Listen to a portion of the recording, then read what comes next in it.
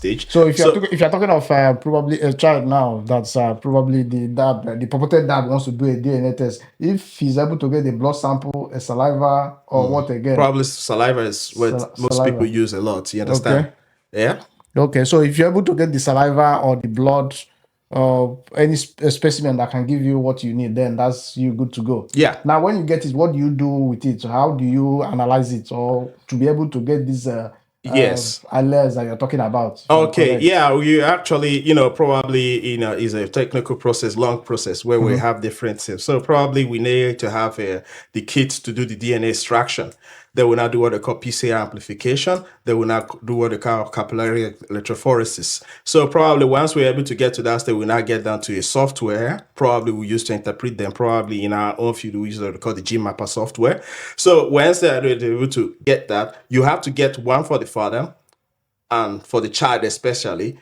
If the mother, in some cases, we have seen situations whereby men secretly, because I'm going to tell stories about the ones I've done before. So some men secretly do DNA tests to identify if they can find their alleles in the baby without the mom. But in a legal process, you're supposed to have all of them. You have to have the mother's full DNA profile, the father's full DNA profile, and the child's full DNA profile, so that you'll be able to see that the alleles in the child matches that of the father and the mother. You understand? Why is this necessary?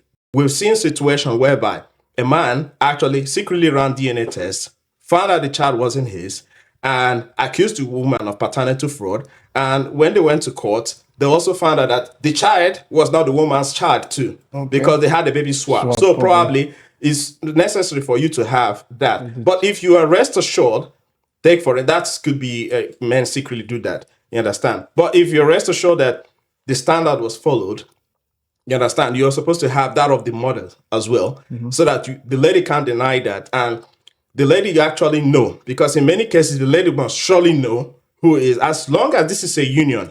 Now, we're looking at the situation. Most of the paternity fraud cases that actually go to make it to court are usually in couples.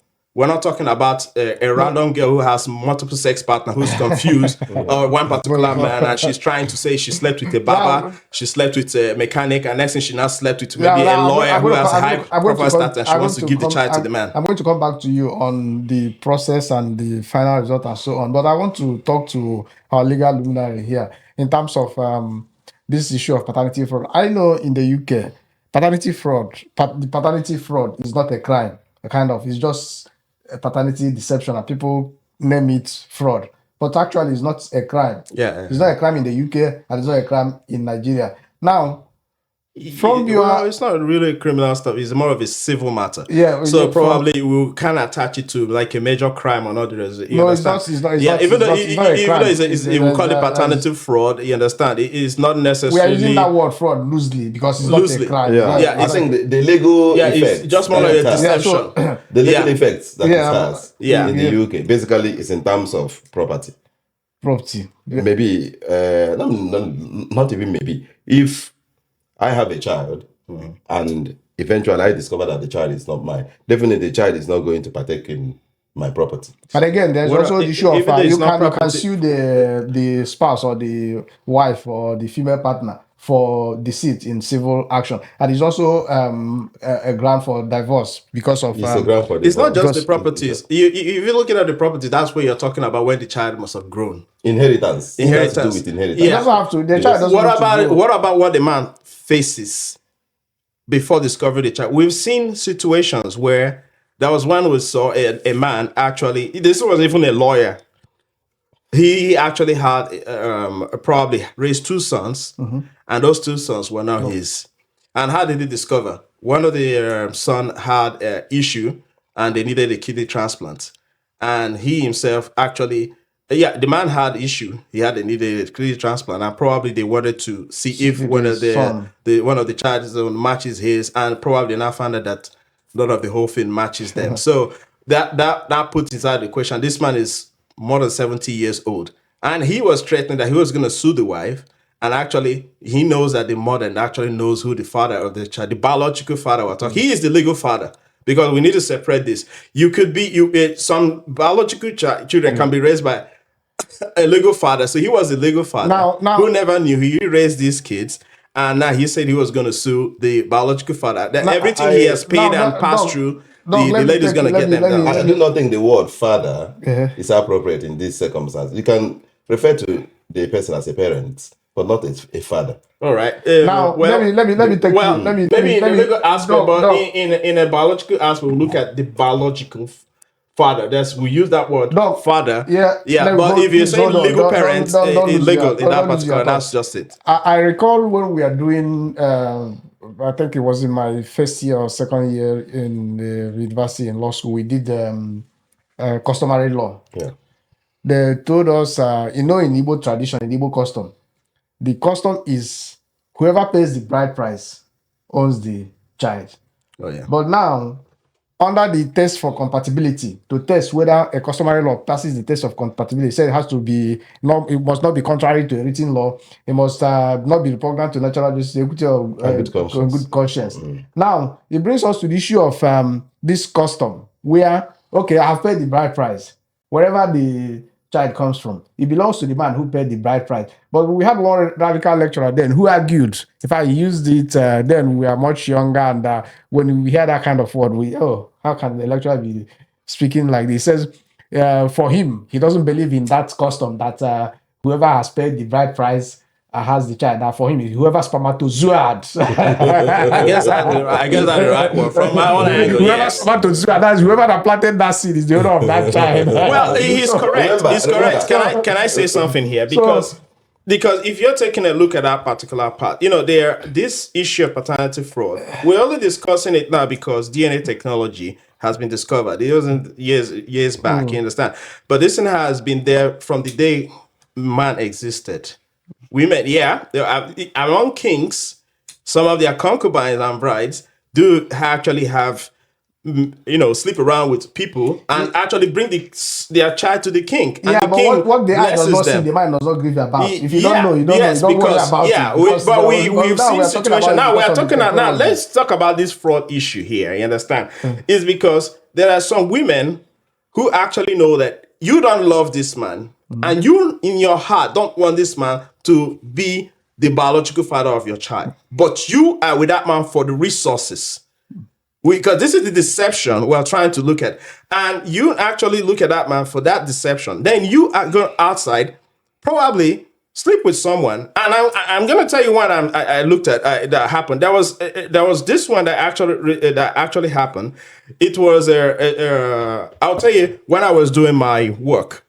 When I was doing my research work, my doctorate degree work, it happened to be that I applied for funding and actually got part funding. Then my supervisor now actually told me that she had kits, some free DNA kits to actually give to me, that if I could be able to use them, because you need to refrigerate these things while they'll be transported to the lab. So somehow they were not refrigerated. So it's like if I can actually make use of them. So somehow I now had excess kits to do. So I now actually told some of my friends and told them that, hey, I have excess kits to use. If you want to run DNA tests or anything, that you can give it to me. So some of my friends, male friends, indicated interest, chatted me up and secretly asked me to actually, I'd like you to do some DNA tests for us. And these were 5 of them actually sent for this time I didn't use saliva, I used blood, because it was easy to transport, because there was what they call FTA card. So you actually put your blood on that FTA card. It could preserve that blood sample for 10 years without degradation. So when they transported it, they actually sent it to me. I actually got the whole thing, then used they actually extracted the DNA, checked the result for the man and his children, excluding the wife. Now, the man. This was done secretly. The man was doing this thing secretly. Or he got the sample of his children. Yeah. Blood samples. Got his own sample. He goes on blood sample. Send to you. Okay. And let me be specific, because I know UK have the laws for this, because any tests are done at that particular time is kind of administered in court. You understand? It was one of my friends back in Nigeria. So, and all these friends were in Nigeria back then, because everyone in Nigeria can acknowledge that DNA test is very expensive in Nigeria. It is twice more expensive now with the exchange rate. So these friends actually sent me these samples, but they were questioning their wives because they've been hearing rumors. Before a man begin to question who the wife's his whole paternity, the women show sign of, they show their emotional sign. So the sign might not be there, and women cheating. You mean signs of infidelity? Infidelity. They actually sense that, and somehow they look at the child and probably they'll begin to question. Men probably at first when the child was born wouldn't notice that. You understand? But as they're actually growing, they find that there's a bit of reaction. And if the lady might, maybe by mistake, the lady says it carelessly. If you're saying anything, you're not really the father of the child or anything. And you begin to say that it's time you have to check that. And even in my own case, I would have even said, if you even have resources or you have money, do your paternity test while the child was born. But some men, because of these things are not readily available, these people actually brought the sample. I'm getting it down to somewhere. 5 of them around the test, 4 of them, their child was a biological child. 1 of them wasn't his. And he had the wife had 3 kids for him, and the last child wasn't his. And this, guess what? The guy was a soldier, so the guy wasn't always around. He goes out, stays a few months, comes back, and they actually knew that the lady had an ex-boyfriend that wasn't there for her when this man was providing everything for him. So because the man's absent, she needed maybe emotional, need attention or anything, and the guy gave it to her. So probably she not took advantage of that, and the child wasn't his. So 2 of this guy's kids belonged to him, but the last child wasn't his.